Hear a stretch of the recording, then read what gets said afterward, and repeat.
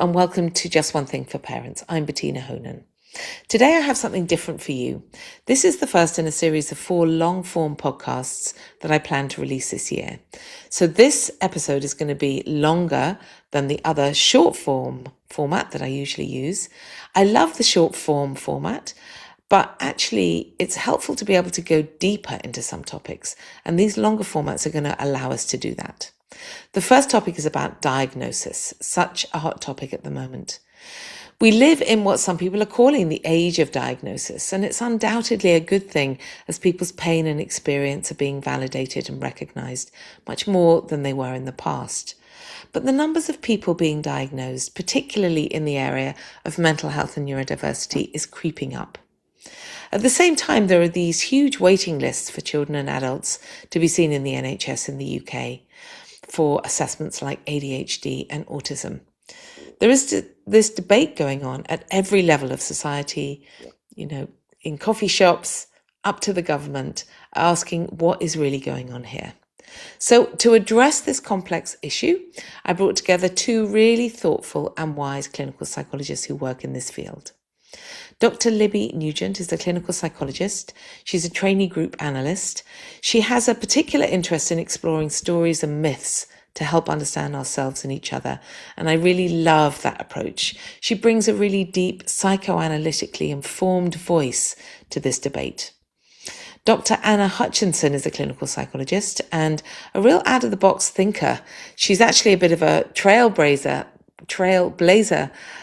She's got this unwavering integrity and commitment to what she really believes in. She brings a systemically informed voice to the debate.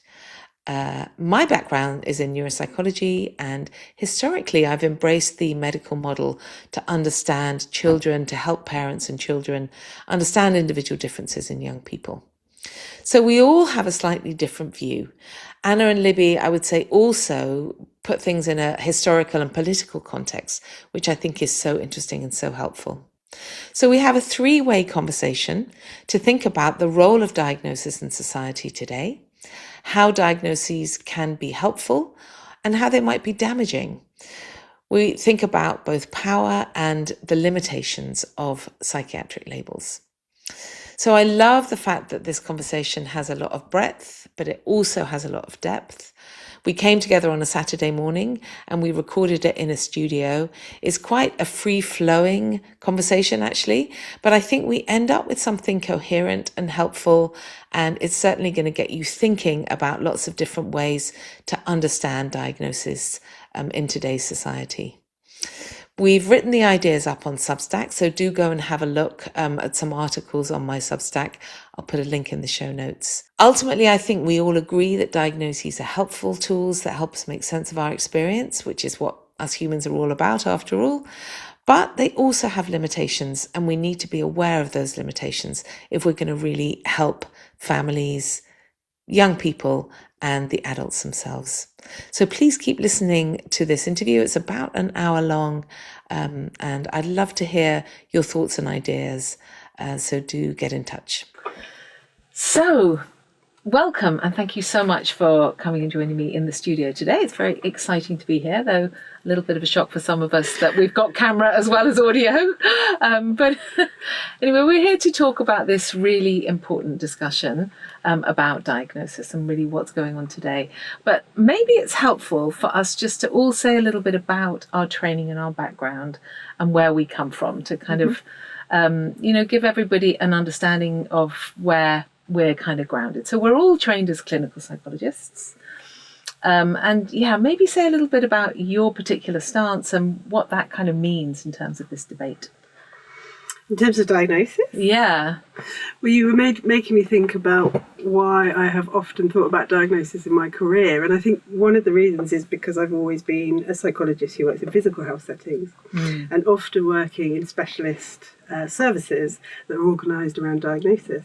Mm-hmm. And most of the time that's actually been physical health diagnoses, but sometimes diagnoses from the DSM that we'll be talking about later. So, and I think that's just made me think sort of to understand the real benefits of the diagnostic approach, but also to think critically as a psychologist about it too.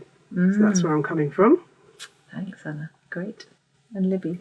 Yeah, so my background is I specialise in sexual health, and which is a very kind of medical system, kind of understandably. But it's also where you see how the relational and the psychological really influence the experience of the body. And that diagnosis can be really helpful, but also often doesn't extend in enough of a way into helping people make sense of what's going on in the other parts. So sexual health is quite a good meeting point, I think, for the mind-body kind of place where diagnosis often sits. And the other part of my kind of professional interest is groups. And I suppose with a kind of group analytic lens, I'm always interested in how groups of people locate disturbance in particular individuals, whilst others kind of step back a bit, and how that functions. And so I guess I'm coming from those positions really of being curious about the relational and also the group. Amazing. This is going to be so great.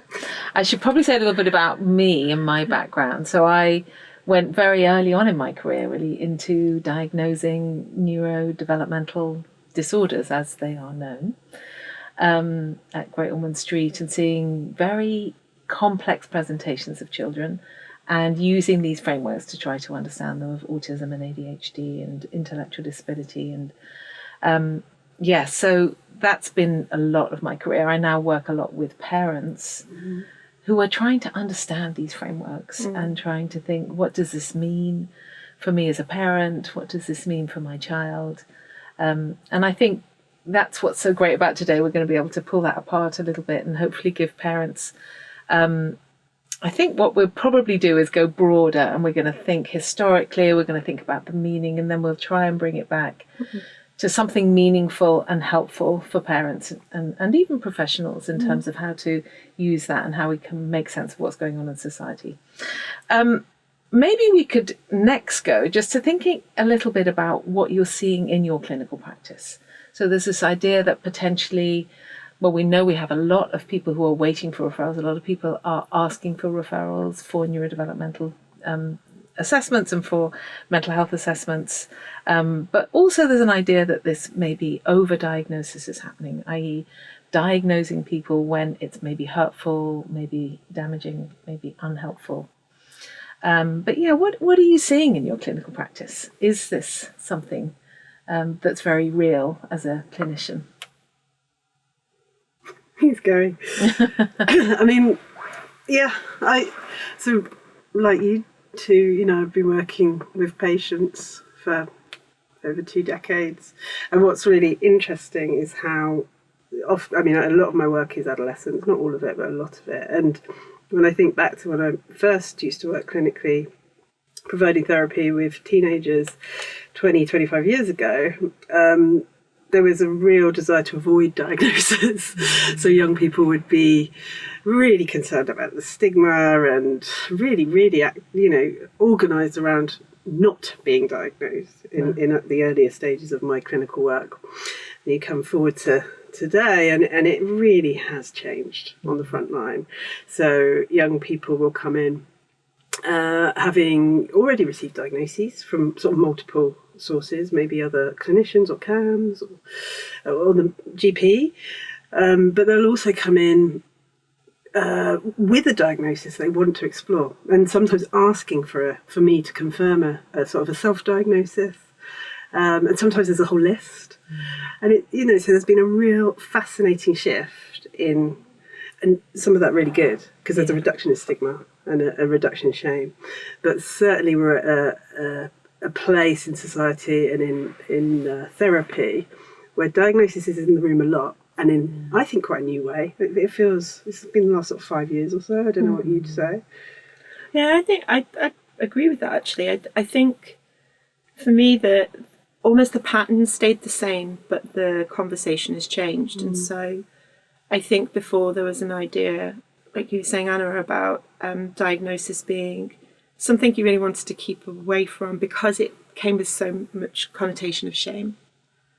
and there is a need to kind of deconstruct that, because you're trying to get to the meaning making, and shame can really inhibit kind of thinking and talking.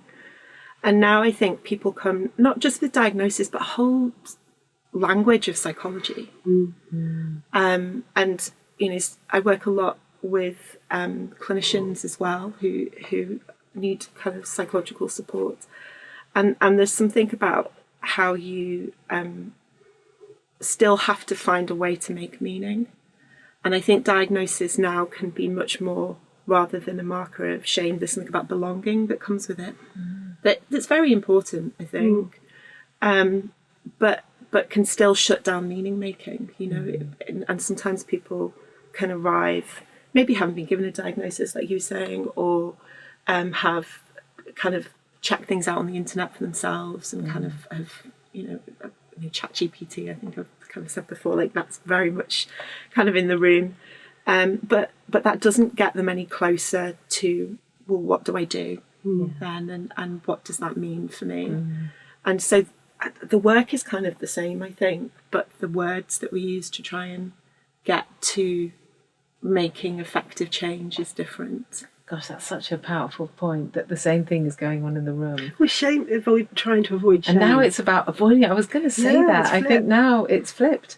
Certainly I work a lot with parents, and I see a lot of parents will find it's a reduction in the shame. They don't feel like they're bad as parents because their child is not doing what they're supposed to do. They're not achieving as well, or they're not behaving as well as they should. And they're like, oh, there's a reason.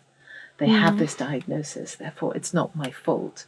And maybe for young people as well, I think people will describe that when they have a late diagnosis. It's a relief. It's this enormous relief from blame of, I'm a bad person. Yeah.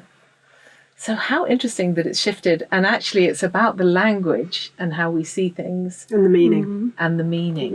Yeah. Can you say a little bit more about that? About what it means for people. About the meaning and, When you were answering, I was thinking about, so I think 25 years ago, being very crude about it, when people were coming in and trying to avoid diagnosis, that was an avoidance of shame. And I think the young people coming in today, bearing a diagnosis almost like a shield or a defence, I think it could also be an avoidance of shame. So the meaning may be the same, actually, in terms of the purpose of the diagnostic language at that point. Not always, but at that point in therapy. And then what you were speaking to, Libby, was that what we do as clinical psychologists is we respect and we do diagnose and we understand diagnoses, but we also don't see them as the end point or the start point. And so we have to move from the avoidance of shame, whether that's using or not using a diagnosis, to trying to make sense of what suffering is being brought and making meaning of that suffering. Because diagnosis or not, that's what we believe is really important in terms of helping people make sense of themselves and understand how to live better, essentially. So diagnosis is a way of helping, that people are using as a way of helping them to navigate and deal with their experience in life. I think often the question is, why am I like this? Why am I so alone with this? When people are looking out and at the world around them, and other stuff just seems more straightforward for someone else, or other people seem to just be able to go from A to B with relative kind of ease, and you're saying, I don't even know what the alphabet is. There's a real, it's really difficult, and we have this, I guess it's a framework, and for me, and again, I know we're kind of outside of the space we've talked about this, but it's absolutely not the only framework, and it comes with huge limitation, and that, and like, for my mind, like all frameworks, misapplied, it comes with harm.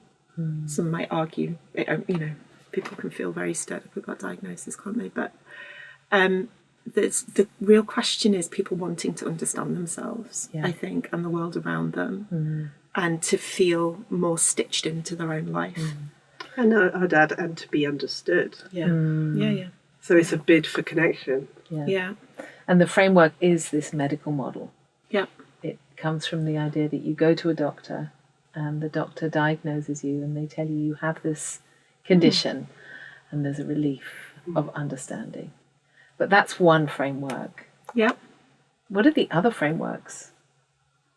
Before we come on, we want to pull that framework apart. We're coming back to that. Yeah. But just I wonder if people are sitting there thinking, well, what are the other frameworks? What are the other ways in which we use to understand ourselves if we didn't do that? I mean, I would say that, and the framework that is most, or the frameworks that are most important to me are the relational frameworks. So the ones that say, I'm not just a single person, an individual in isolation. I make sense of myself by looking at other people around me and what gets generated between them, how I respond to them and they respond to me.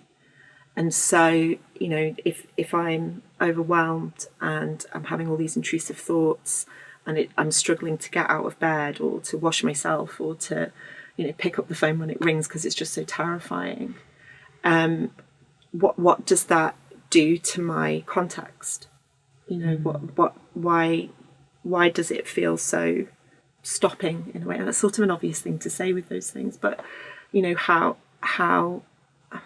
are other people seeing me, and how do I then see myself when that's all going on? And a medical framework might say, well, you're depressed. Yeah, a medical framework might say, I think your chemistry's off. Yeah. I think actually there's something about serotonin going on, or there might be a sort of neuroanatomical, I don't know, I'm going to be in dodgy water here and exposing total ignorance, so apologies to the world who are like raising their eyebrows as I'm talking, but like essentially there's something physical going on. Yeah. Or that the solution is something physical, in sort of internal, in your brain or in your hormone chemistry or in something that we can just, if we can just find the right substance to put in, the right physical treatment, then we can find an easier way to be. And that's kind of where you get medication kind of becoming so popular, I guess, and such and it's a very desirable fix. Yeah. But it's a simple solution. Well, in a way. Well, but it's I suppose for me it's like, if it were a physical pain, you don't, let's just assume the medication works. Like, I'm not gonna, like, that's a whole different conversation, but let's say the medication works, and some people definitely say that it does for them. It's a bit like if you have a headache and you just keep taking paracetamol, keep taking paracetamol. At some point you might wonder what else might be going on that's generating the headache. That's a great analogy. And it's not the thing that is fixing it can start to be masking something much, much more serious, and that will come out in other places. And so it's not, everything has limits, I guess. And so I'm not of a, like, throw it all in the bin. But I think like all frameworks, they have to be held with caution. Likewise, I would say some relational patterns are just, you're not, I don't know, you're going to go in a relational framework, it's not going to touch something, because someone is so distressed and so holding so much disturbance that very, very difficult to come in and imagine, nice things or enough hugs or whatever. I mean, that's not really relational, but that's going to fix it. I feel like I'm dominating. Sorry. No, it's really interesting. I think as a parent, I'm trying to put myself in a parent's head. I'm sitting there thinking, well, what other way is the alternative? I've just been told my child has depression or my child has ADHD. What are you saying? Is that's not real? Are you saying there's a different way of looking at it? So many ways you could answer that question. Yeah. Where should I start? I mean, I guess I'm thinking about diagnosis as coming from the Western medical tradition that makes sense of people, often through the lens of the body. If there's a problem, it must be somehow in the body, and therefore the fix could be embodied. And that's a long-standing way of understanding problems in humans. So the diagnostic criteria that we have now, the psychiatric and psychological diagnostic criteria, has grown out of that kind of sense of understanding that we make sense of people through biology, fundamentally. And of course it's evolved and changed and adapted hugely in the last sort of 100, 200 years with new thinking, new ideas like psychoanalysis, which makes us understand that people will argue, there's still a debate, but understanding of unconscious, subconscious, processes as well that are harder to locate in a body, if that makes sense. So what are alternative frameworks to a kind of medical diagnosis?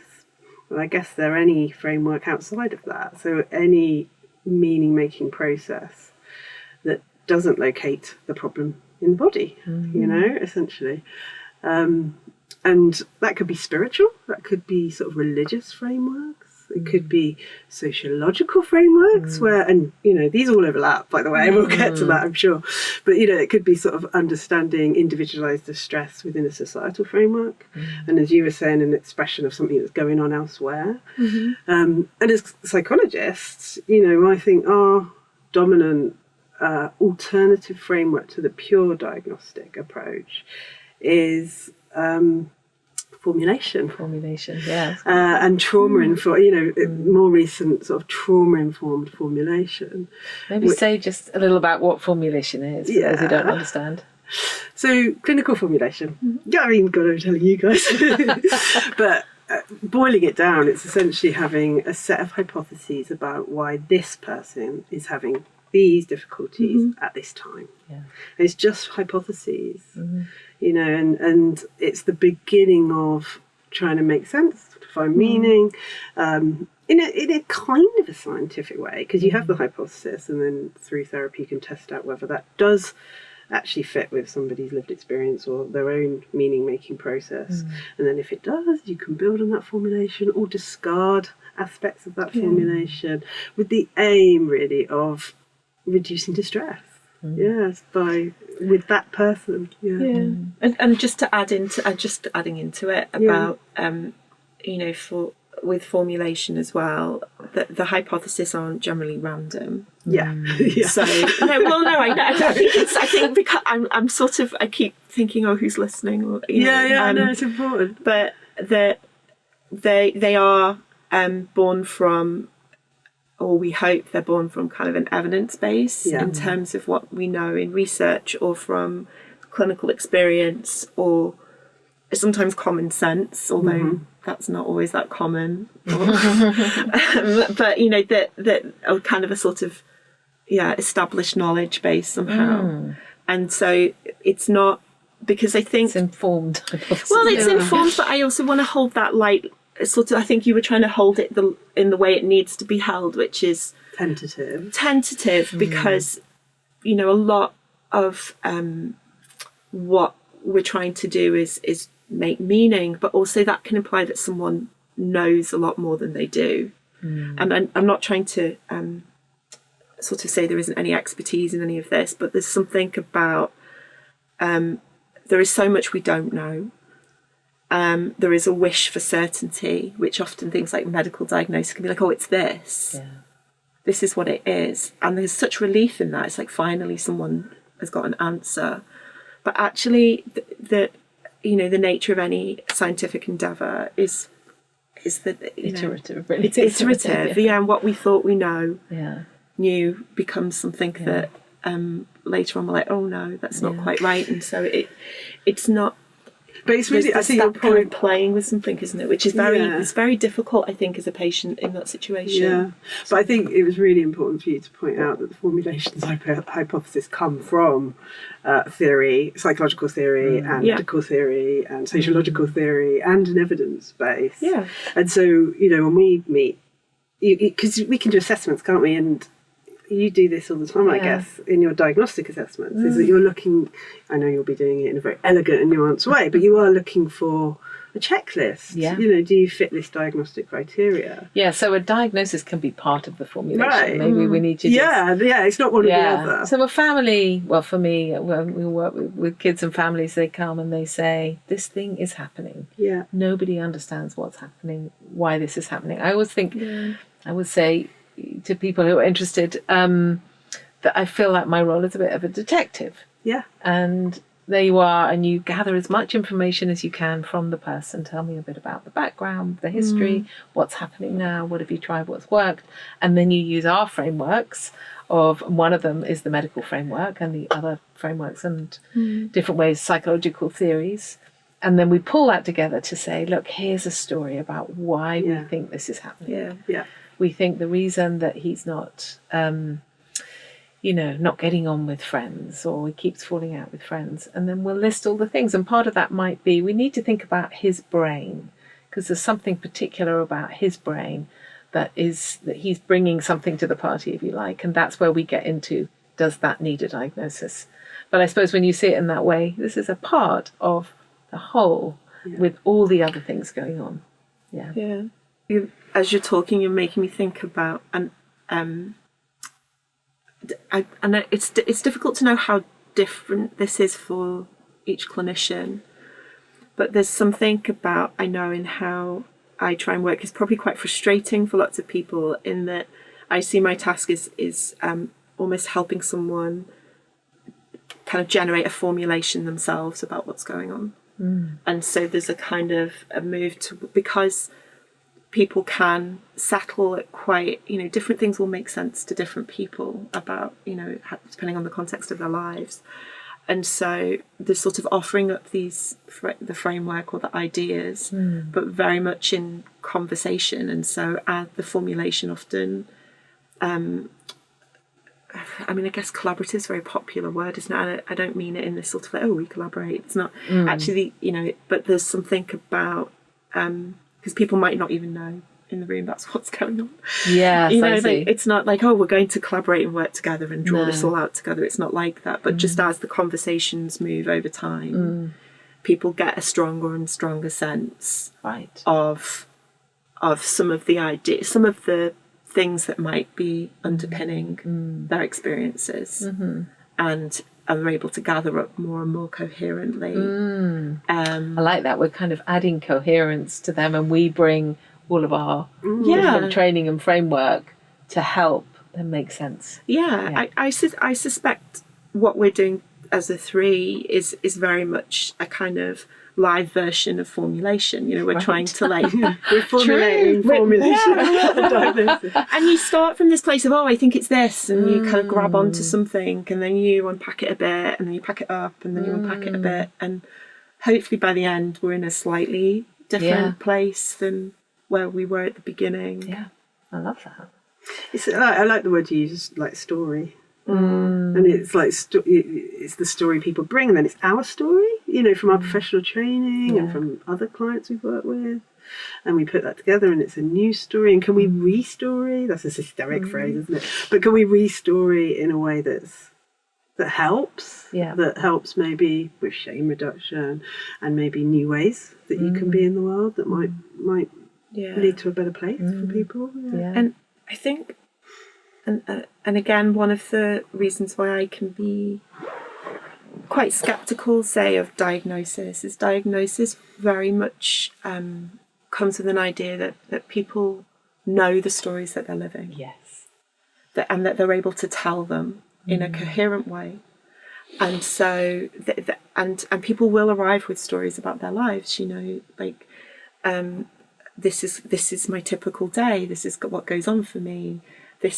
These are the problems. This is what I need to fix. If you'll just help me lose weight, or if you'll just help me to get the guy, or if you'll just help me to like myself, then everything is going to be better. Like, that's often a really common story. And I don't want to talk about my mum. I don't want to talk about my mum. Or people do want to talk about their mum. They want to say it's just her. Right. Yeah, everything is her fault. And if it wasn't, like, what, it's like, what, people come with stories and a very...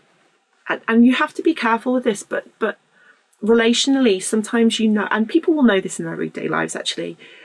Someone will be telling you something, and you start thinking, I don't think you're joining up dots there. This thing that you're telling me doesn't quite fit with actually what's going on. So and people are sometimes living stories they don't know, a very common one. So working sexual health, I will work with survivors of sexual abuse, say, and grooming. And grooming is a particularly interesting one for this kind of storying up.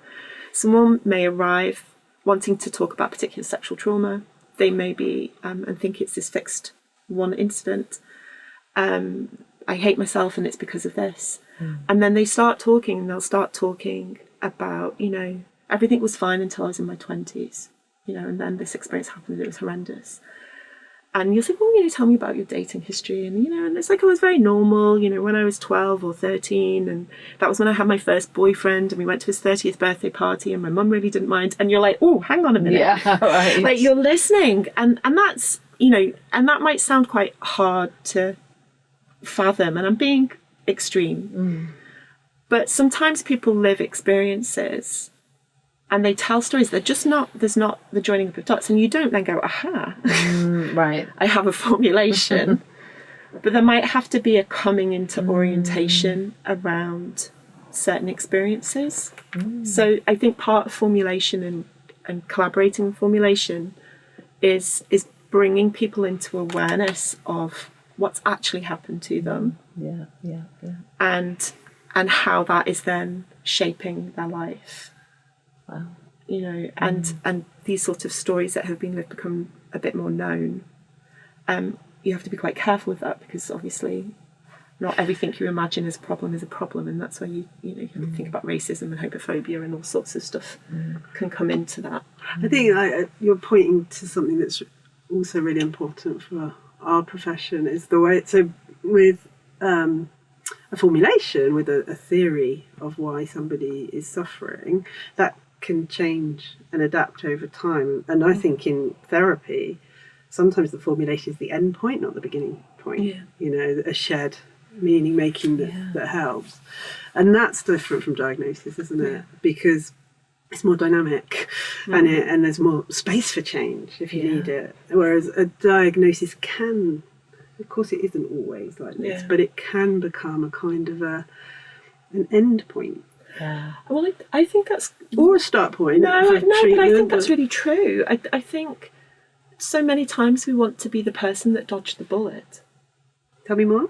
Well, I had this experience, but it didn't impact me.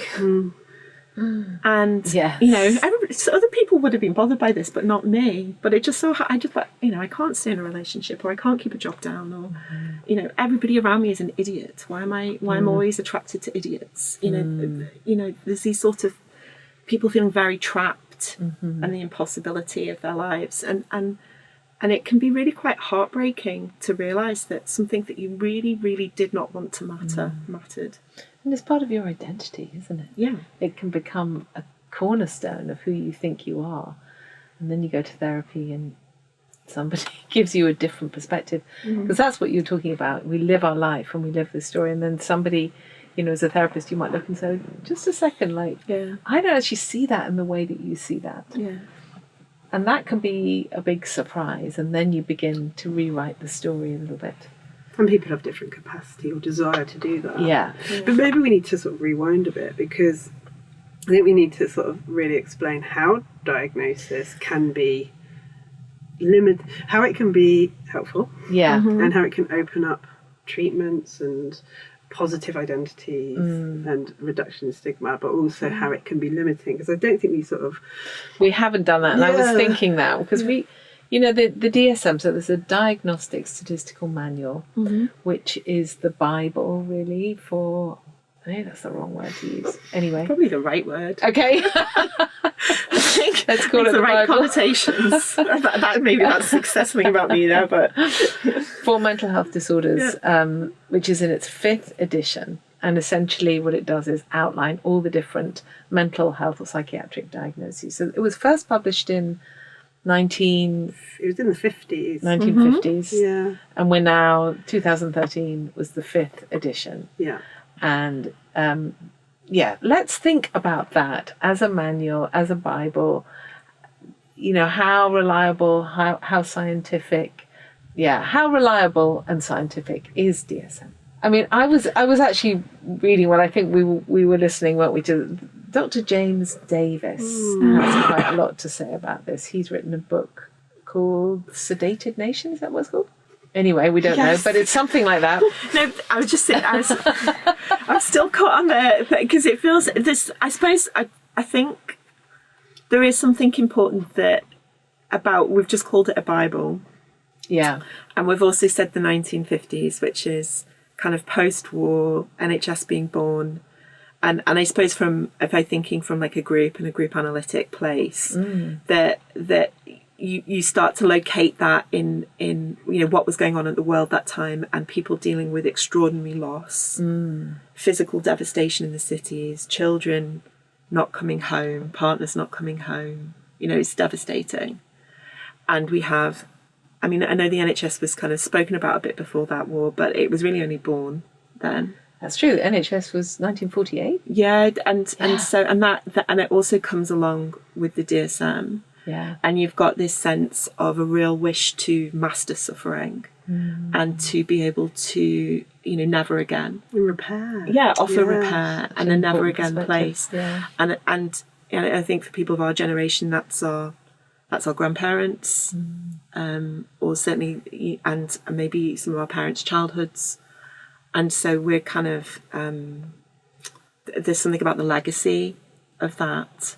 And why these things can feel so sacred, that because we're actually they're born from really just enormous collective trauma.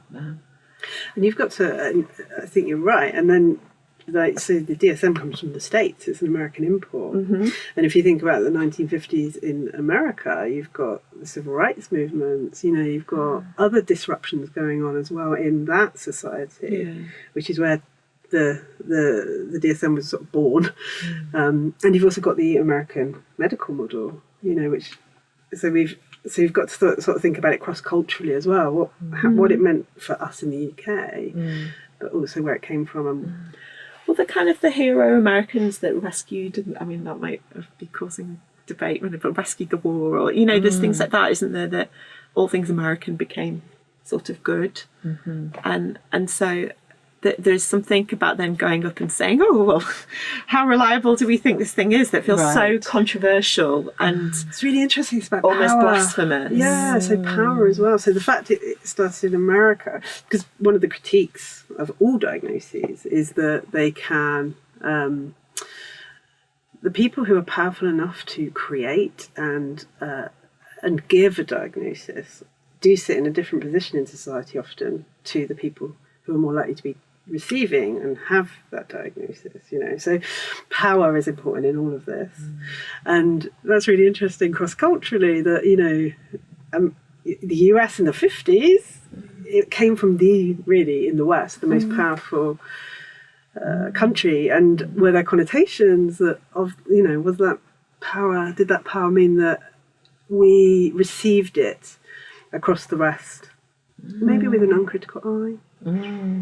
I don't know. And I think the power imbalance between the patient and the doctor in those days was much bigger. Absolutely. Wasn't it? I think that has changed, and now it is much more of a conversation, although it's still there. I think a lot of people do still go to a doctor or a psychologist and say, tell me what's wrong with me, tell me what's going on. You have the knowledge, I don't have the knowledge, so that's inherent in it. But there's been massive progress in terms of a reduction in that paternalistic medical model. Yeah. That's not to say it isn't still there. I'm sure Libby's going to... No. I was just thinking, I'm conscious and wondering, I want to not stray down too many mad paths that we're going to be interested in but the rest of the world. But there's something about, it's very difficult to compare how we operate today versus then. Yeah. Because I think individuals did have more power, but actually I think my main concern actually when it comes to diagnosis isn't about individuals offering a diagnosis, it's the institutional power. That and so you've got these huge forces, it's very, very difficult if you're on any kind of benefits to access them without a diagnostic label. Now, in the 1920s, 1930s, or 1800s, whenever, that's just not even that's not a thought to be had. And so we have we have this sort of collective institutional system that just did not exist then. And so whilst individuals, and often, clinicians might be trying to give away that power in the room, but you can't actually. As soon as you're in, you can't. It's a bit, if you're there and you have the power to section someone, or you have the power to, are you going to get more or less money every month because I'm going to give you this thing or not? That's extraordinary. You're a gatekeeper, which is a different type of power. And so diagnosis and gatekeeping is so intimately linked nowadays, and that's separate from, oh no, it's not really separate, but how do we, that's part of the meaning making conversation. What is this giving you access to in a wider network that is going to serve you, and how do you think it's going to serve you, which isn't quite the same as intrapsychic conflict, relational patterns repeated, there's something about dependency going on. Gosh. Yeah. I'm just thinking about how that has changed since the DSM has existed. So in the 1950s, certainly in the US and definitely in the UK, the diagnosis wasn't about access to anything. And there wasn't, there weren't people with lived experiences and advocacy groups. There wasn't any there wasn't any kind of way that the diagnosis at that point could be used by the patient. I'm sure there are critiques of this, but I can't see how it would have been useful for the patient beyond the fact it was given to them and then they were given a treatment. So there's been a massive shift, hasn't there, in that power relationship, and that and talking to power and diagnosis, there's loads of critiques of diagnoses across the history of the DSM and before, and you can see how in the 50s diagnoses people would argue, were used to explain things that were happening in society where distress was being expressed, perhaps in relationship with society, in a way that relocated the problem in the person rather than society. Does that make sense? Does that make coherent sense, what I've just said? It does. Let's just break it down, though, a little bit. So somebody is struggling, and what this framework does is it allows us to say this is something that's happened to the individual, they are depressed, they have ADHD, rather than it's a reflection of this person living in this society. We're expecting 5-year-olds to sit and focus for extended period of time, for example, or it's a very difficult world to live in because there are no jobs, and young people can't see a future for themselves, and that's where the depression comes from. So it's not about the individual, it's about how the individual is relating to society, interacting with that society. And you can see that more clearly when we look. So I think it's harder to do that when you're in it, like we're in society and we're all affected by it, so it's harder to critique it whilst it's happening. But if you look back at like the history of diagnosis and minority groups, that's a really good place where we can sort of reveal where a diagnosis and the way a diagnosis has been used in society.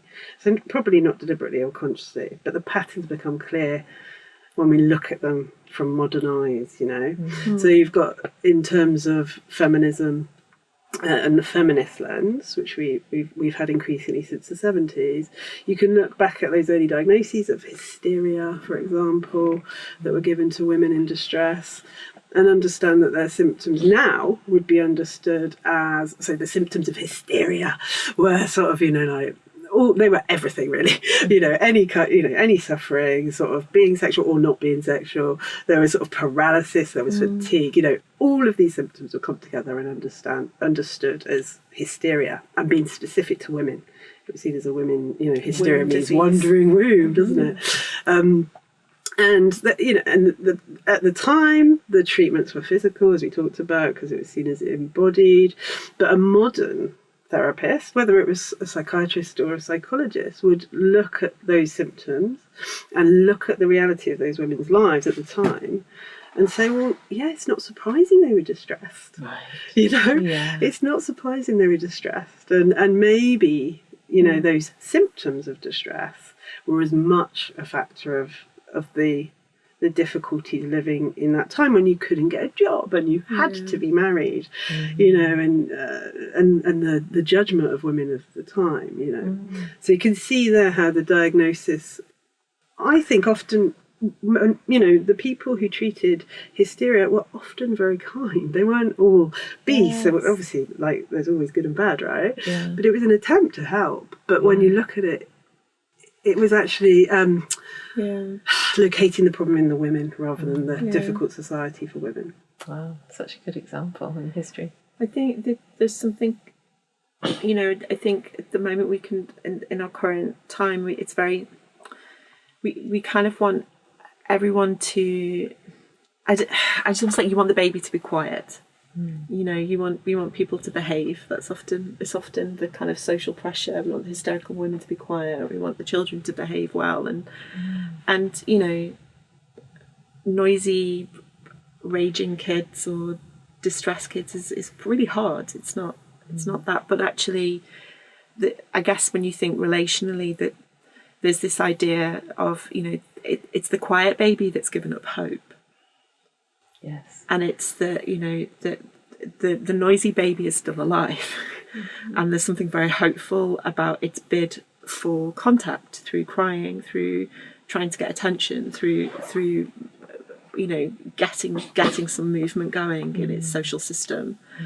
And so we have to be really careful. I think that's what you're speaking to. We have to be really careful about when we're looking for quieter waters to live our life. You know, who's that serving? And that's not to be dismissive in any way of, you know, some levels of distress are just unthinkable and unmanageable and people need help. You know, it's not, but just can we hold it with nuance? And, you know, I just think so much of this is a sort of discerning task about, you know, when you don't get the life that you hoped for, or you don't get the child that you hoped for, or the partner that, you know, turns out to be not quite what was on the tin, you know, all that kind of stuff.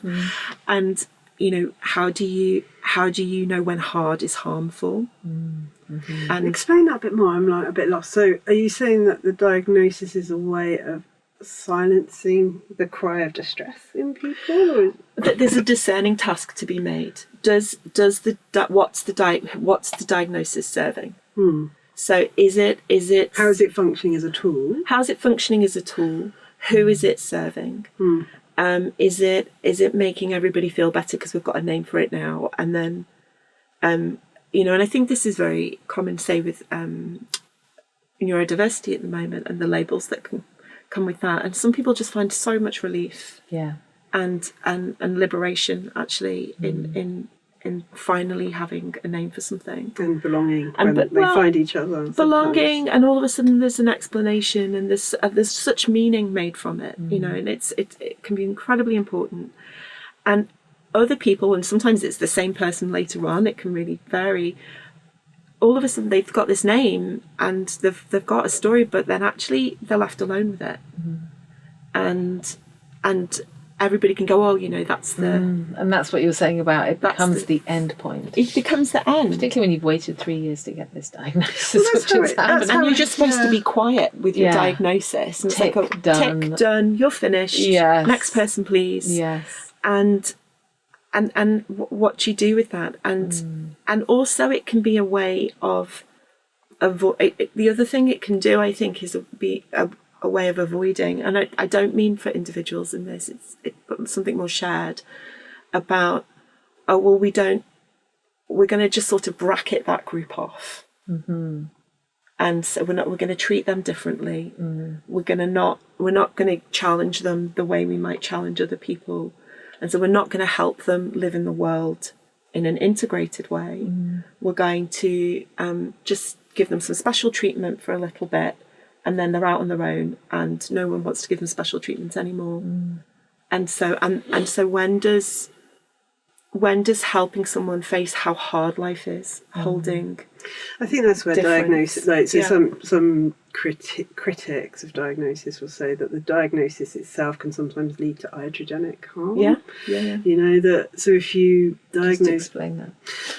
So it's where it's where the label, or more often the treatment, is as harmful, if not more harmful, than the problem it's trying to help with. Yeah. And I'm not going to use neurodiversity, but you know, if you tell somebody you've got this condition and it's fixed and it's in you and you were born this way, then you're not going to take risks, are you? You're going to see the world as some aspects of the world as inaccessible by you, so you won't even try, potentially, if you have this diagnosis, and then that means you can never master it, and that's how it becomes iatrogenic, in that it inadvertently it stops people from developing further. You're making me think of with HIV, which I think, I mean, it's a diagnosis. It's a physical diagnosis, well established. So there's nothing to challenge there. But actually, something happened where it went from being a death sentence, a very fast death sentence, to being something that is a life sentence. In terms of the medication people have to take, and that's a separate thing. But people could go about their lives in a way that was just unthinkable without the medication. And there is this cohort of people where the conversations, the meaning making, couldn't keep up with the medication, and so people were told they had HIV, which is true, but also told, don't get a job, live for the moment, don't worry about anything. And just got absolutely... Did you work with any of that generation? Yeah, so did I. It was very trapped. Yeah. It's really powerful and so disturbing. And, sort of like, you should be grateful for being alive, But I remember working with an older gay guy who had been given the diagnosis of HIV before the drugs had been developed. And he'd sold up his house, he'd given up work. Yeah. Like, he totally transformed his life because he thought he was going to die in the next few years, and then the meds came in and he survived. Wow. But now he had to find money. He had no money, and he had to rebuild. It's really the power of that diagnosis. But then that's a medical. You can find. It's organic. But there is an interaction, and it's the same effect. And some of the treatments. Particularly some of the early medications, the side effects were so enormous. And that's not, that's HIV. You might think about, I don't know, cancer, kind of oral cancer, and people can be saved physically, but actually their quality of life just absolutely collapses. And so so what's the analogy we're drawing to, like, functional or psychological diagnoses? Well, I think for me, there is something about how do you speak honestly about strengths and limitations of different options, and how can you try and make meaning with a person or a family about the type of life that they want to try and live. So they've received this diagnosis, and some would interpret the diagnosis as meaning you cannot do these things, or like, let's try and make it concrete for like a parent or something. So I find it really interesting with the anxiety diagnosis that so many of my adolescent clients get. So you get the diagnosis of anxiety, which is just descriptive. Yes. We all know they've got anxiety, and then they get the label. And of course, what do we know from all the evidence in psychology, the most efficient and helpful way to manage anxiety is to be exposed to things that make you anxious and learn mastery of them in a way that's tolerable and supported and developmental, but some of the young people who end up with the anxiety diagnosis, the diagnosis functions in the opposite way, in that they will say, I can't do that because I have anxiety. So the diagnosis could turn the key to a treatment that helps them expand their mastery over the things that make them anxious. Or it could turn the key, and this is where I would say it can be iatrogenic, and actually makes them avoid the things that they and never gain the mastery over them. And I guess that's where I see diagnosis, the pros and cons potentially. Yeah. And for me, that's where the where it actually becomes important that it's not either or. That's often what people are presented with, and actually, how do you learn to live in the world as you are and as the world is? And some days you're going to be on it in terms of confronting, answering the phone, or getting out of the house, or turning up at school or at work or wherever. Other days, it's the most carrying thing to do is sort of not leave your bed.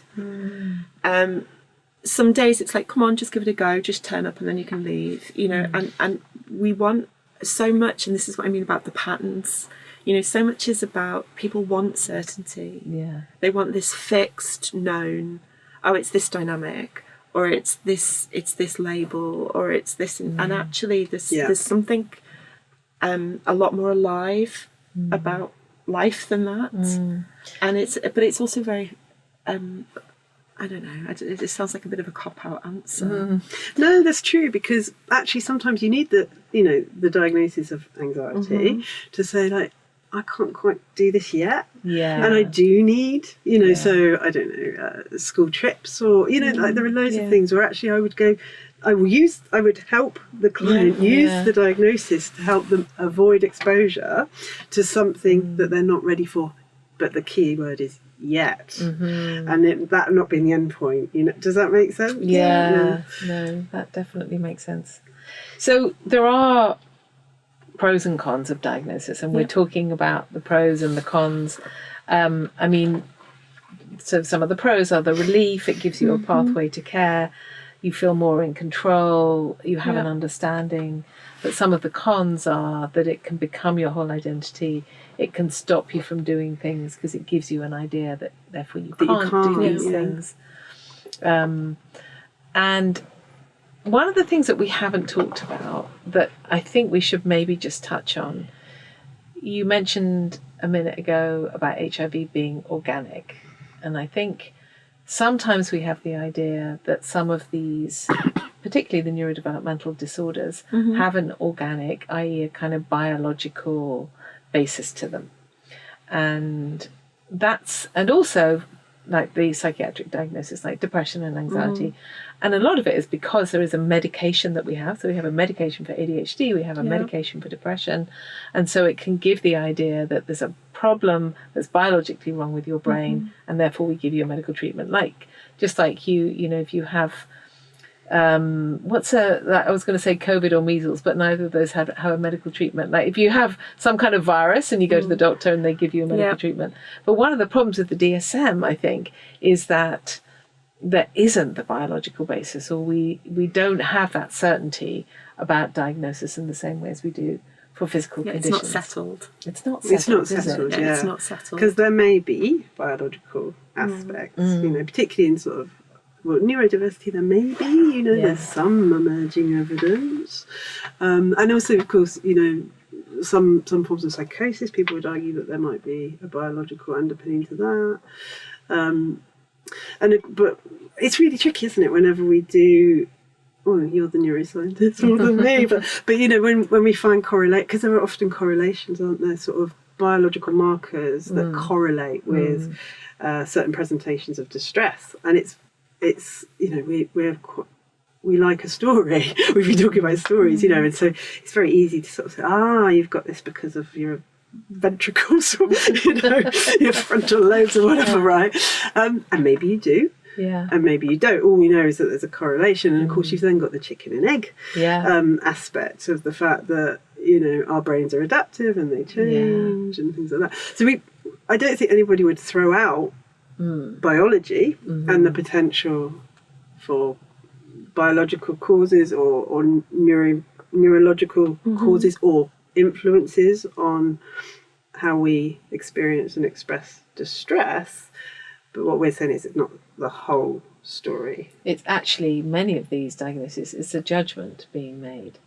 We have the idea that, that there is a list, so it's systematic. So let's take ADHD. There are 18 symptoms, I think, within ADHD, and you have to have 6 of them. Yeah. Which also tells you a little bit about how different people with ADHD can look completely different from each other. But one criteria might be often struggles to sustain attention, often struggles to, sit still that's the kind of hyperactivity bit. But how do we judge often, and who's making a judgment of often? Yeah. And that's one of the difficulties, that it's not a clear-cut diagnosis, it's not an objective diagnosis in the way that I think DSM manual, going to see the doctor, getting a diagnosis would imply. It implies. Yeah, there's something kind of trickster, isn't there, going on? Yeah. But that also, there's just something, I suppose my encouragement to people is just it's okay to try things. Yeah. And but also how do you try things but allow yourself to be changeable? Yeah. And that what might serve you now might not serve you later. Or it might. I mean, that's I'm not trying to offer a preference there. It's just that things grow and change, and our world changes around us, and I think that speaks to this. What's often, or what's a lot, or that can feel very different at different points in your life. That's and true. Depending on what you're comparing it to. Yes. So if there's a fixed idea in society that we should always be able to attend to everything. Yeah, right. Well, I fail at that for a start. And there's been some interesting critiques, and the other critiques of like the diagnoses from a more political and about capitalism lens, which is really interesting. There's a guy called Bruce Cohen who's written this book called what's it called? The Psychiatric Hegemony, something like that. But what he's looking at is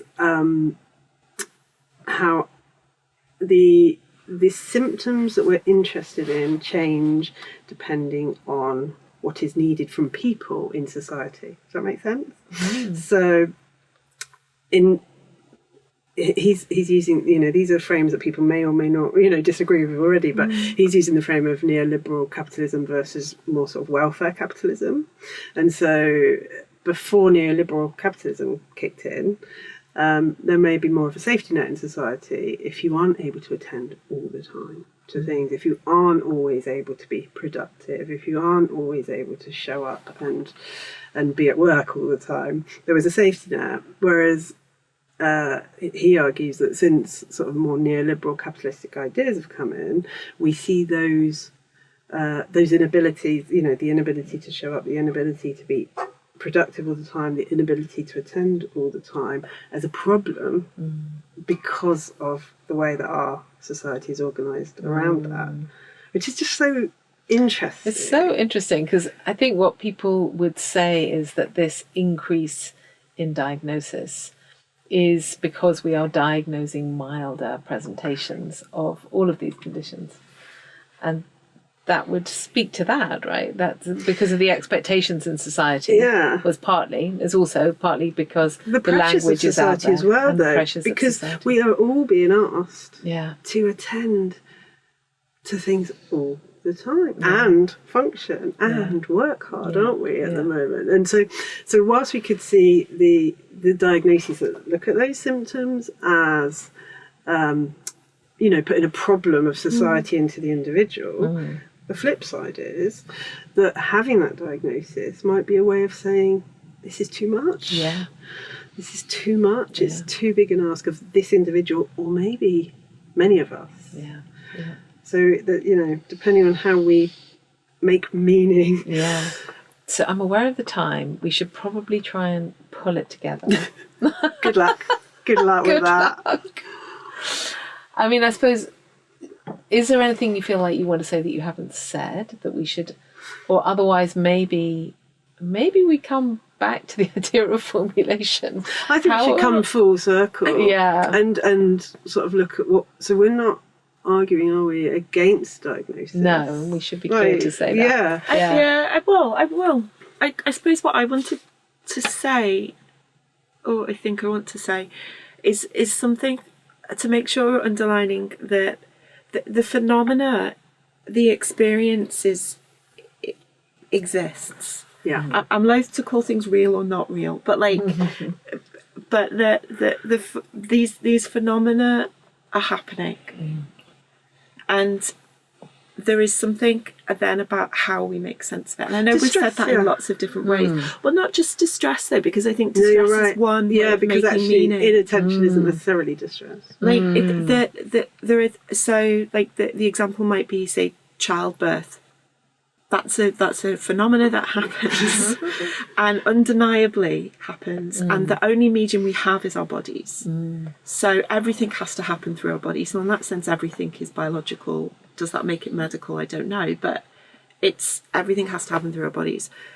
But people have such wildly different experiences of that phenomena, and it being commonplace doesn't make it less for the person, doesn't make it less extraordinary, less life-changing, less profound.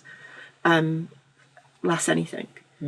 And so so when we're talking about meaning making, it's not to dismiss the phenomena, it's just to say the meaning making is so influential on the experience and the access to support and the system that we have. Yeah. So I feel like we've said so much. We've gone all over the place. Gone all over the place in quite a higgledy-piggledy way. And I think there have been so many interesting points. But I wonder if, as we're just bringing things to a close, we could try to pull out the main ideas of what we're talking about, and also give some guidance, particularly to parents, because this is a podcast for parents who are maybe they're going to seek a diagnosis for their child. Maybe their child has just got diagnosis. They may be feeling comfortable with it. They may be feeling a little bit uncomfortable with it. But how would we pull this together? Because what we're saying is there's a history, and we tried to talk about the history of the DSM and how medical understanding of psychiatric phenomena has come about. And it was for very good reason, and it served a very good purpose. But what we're trying to do is almost put ourselves in the future in 20 years, as if we were a person, the clinicians of the future, looking back and saying, what was going on at that time that made for this increase in diagnosis that we're seeing, and for people turning to that as a way to understand their experience. Yeah, I mean, I think it's sort of understanding that it's one tool of many. Yeah. And we've talked about how the diagnosis as a tool is often actually necessary, whether we like it or not, to open doors to treatment, to understanding, to research, all of that. But that it isn't in and of itself the beginning and the end, and we as psychologists and lots of psychiatrists as well, would bring in wider thinking. So you can have the diagnosis, which operates hopefully in a helpful way, but we need to be aware sometimes it's unhelpful. And then it's about, okay, and what else? Yeah. And, what led to this potentially? And what does this mean in terms of how we can help you move forward with maybe reduced distress and hopefully achieving your developmental milestones if we're talking about sort of children and young people. So I guess that's how I would summarise it. I think I've gone to a slightly different place with that. I suppose I'm thinking about, my mind's gone to story actually, and something a bit more playful, to try and address something quite serious really, because I think that there is, and I'm thinking of the fairy tale Cinderella, which sounds a bit odd maybe to introduce, but there is something about that story that speaks, I think, to the experience of diagnosis, and that there's this idea of in Cinderella, her mum dies, she's thrust into this new life, not one that she's chosen, but she does want to go to the ball, she does want to live, she does want to get the guy and do all those things, but to do that she gets given these by this sort of awful stepmother person, this really difficult task of sorting through the ashes, and it's a filthy task. She's got to get lentils and things out from the the fire, and there is something, and she's grieving the whole time. And there's something about diagnosis, being in that process of actually diagnosis might be the ball, or it might be the sorting task. And really the experience is something's happening in my life. It's not the way I thought it was going to be. How do I come into a reckoning with that, or the family comes into a reckoning with that, and go through this very difficult task of what's going to work and what's not going to work, so that you can get on with living. And I'm going to stop there. I love that. I'm so pleased we got a fairy tale in. Yeah, you managed to get one in. Get my wheelbarrow. I've got a story. Well, I think we should leave it there. I mean, there's so much for people to digest and think about. And thank you so much for coming in. I know we're doing this on a Saturday morning, but for giving it so much thought and spending your time today. Yeah. Thank you for having us. Thank you.